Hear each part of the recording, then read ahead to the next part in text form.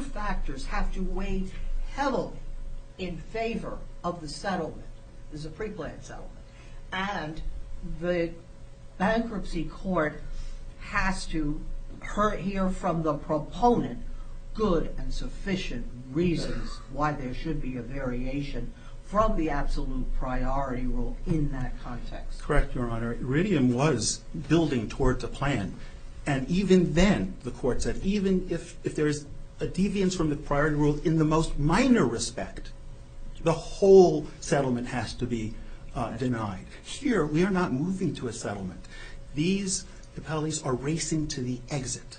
They are trying to scoop up whatever they can, getting releases from the court, getting the right to the point who gets what, take away the claim of someone who they don't like. They want to get all... Your clients didn't lose their claim. They still had their Warren Act claim intact. Not against the estate. They lost any value. The estate had nothing. It was a carcass. It was so far underwater. It's a valuation judgment. If we had... It's a valuation judgment that I don't think I'm capable of making, but the district court is surely... the bankruptcy judge is capable of making it. And the bankruptcy judge told the district court and this court that there's nothing here. So what grounds do we have to upset that fact? Congress leaves that decision to the Chapter 7 trustee. Of course, yeah, the Chapter 7, the only real case cited by the bankruptcy court was Armstrong. And that was a Chapter 11 case, and it wasn't a pre-planned settlement case. And this court adhered to the priority scheme. Iridium did so as well with respect to the leftover money that might be left in the case. That money had to be... One of the differences between Iridium, though, and Armstrong is that the Second Circuit viewed a variation in that context, a pre-planned settlement context, to be of enormous importance. And here it was just another factor. This is of no importance. This is of no importance.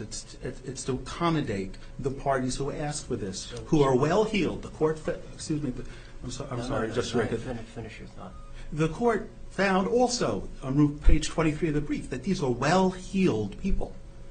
They had the ability, if they wanted, to confirm a plan or to observe the priorities. They just didn't want to. The bankruptcy judge should not have dignified that.